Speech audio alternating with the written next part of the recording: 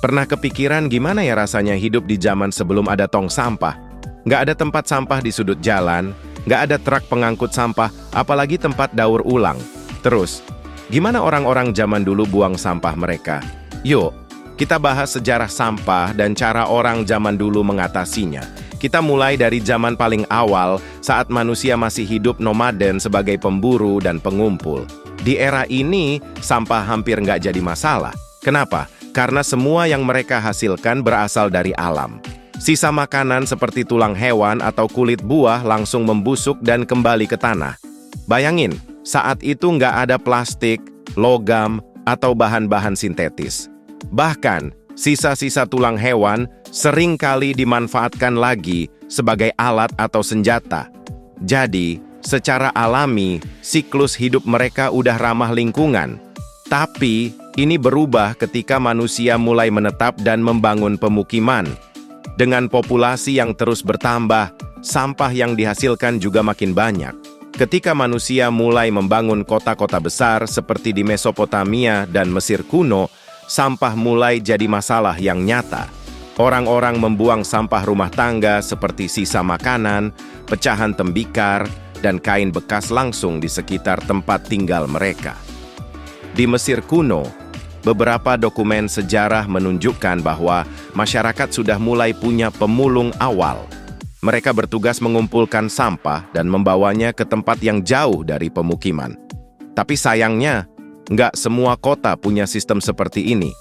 Di Roma kuno, meskipun mereka terkenal dengan sistem sanitasi seperti aqueduct dan selokan, masalah sampah masih jadi tantangan besar. Banyak warga Roma yang membuang sampah langsung di jalanan atau ke sungai. Beberapa daerah kumuh bahkan dijuluki tumpukan sampah karena penuh dengan limbah rumah tangga. Kita lompat ke abad pertengahan. Kalau kamu pernah nonton film-film tentang era ini, kamu mungkin berpikir semuanya terlihat megah.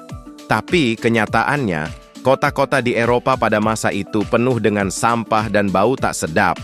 Warga biasanya membuang sampah langsung dari jendela rumah mereka. Bahkan ada istilah gardilu di Inggris, yang artinya awas di bawah. Orang akan meneriakkan itu sebelum mereka membuang kotoran dari lantai atas ke jalanan. Kebayangkan gimana joroknya? Akibatnya, kota-kota seperti Paris dan London jadi tempat berkembangnya penyakit. Wabah pes yang memusnahkan jutaan orang di Eropa pada abad ke-14, salah satu penyebabnya adalah kondisi sanitasi yang buruk akibat tumpukan sampah. Tapi tunggu, nggak semuanya buruk. Di beberapa tempat, masyarakat sudah mulai memahami pentingnya daur ulang, meskipun mereka mungkin nggak menyebutnya begitu. Di Jepang pada abad ke-12, masyarakat sudah punya sistem untuk mendaur ulang kertas. Kertas bekas dikumpulkan, diolah, dan digunakan lagi.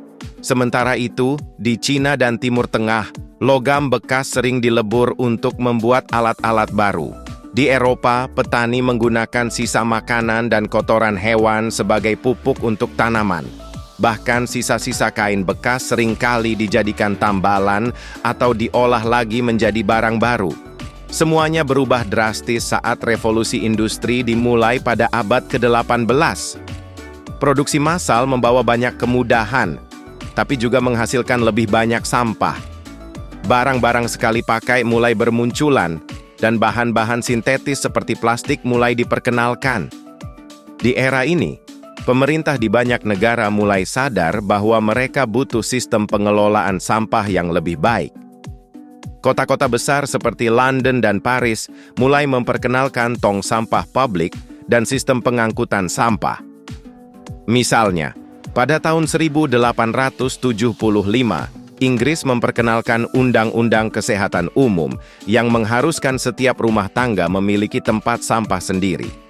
Sampah kemudian diangkut oleh petugas kebersihan dan dibuang ke tempat pembuangan akhir. Kalau dibandingkan dengan zaman dulu, kita sekarang punya lebih banyak teknologi dan fasilitas untuk mengelola sampah. Tapi ironisnya, masalah sampah justru semakin besar. Kenapa? Karena sampah yang kita hasilkan lebih sulit terurai. Plastik, misalnya, membutuhkan ratusan tahun untuk terurai.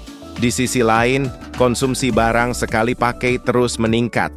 Ini berbeda jauh dengan orang-orang zaman dulu yang cenderung memanfaatkan barang sampai benar-benar habis. Dari sejarah ini, ada banyak pelajaran yang bisa kita ambil. Pertama, pentingnya daur ulang dan penggunaan barang secara bijak. Orang-orang zaman dulu mungkin nggak punya teknologi canggih, tapi mereka tahu cara memanfaatkan sumber daya secara maksimal. Kedua, kita harus mulai berpikir lebih kritis tentang sampah yang kita hasilkan. Apakah benar semua barang yang kita pakai perlu dibuang atau bisa dimanfaatkan lagi? Jadi, sebelum ada tong sampah, orang zaman dulu punya cara mereka sendiri untuk mengelola sampah. Dari membuangnya ke sungai, menggunakan sisa makanan sebagai pupuk, hingga mendaur ulang barang-barang yang rusak. Meski sederhana, banyak dari cara mereka yang bisa kita pelajari dan terapkan di era modern ini. Kalau kamu punya cerita atau pendapat tentang cara pengelolaan sampah, tulis di kolom komentar ya. Jangan lupa like video ini kalau kamu suka bahasan sejarah dan budaya, subscribe channel kita, dan nyalain lonceng notifikasi supaya kamu nggak ketinggalan konten menarik lainnya. Sampai jumpa di video berikutnya.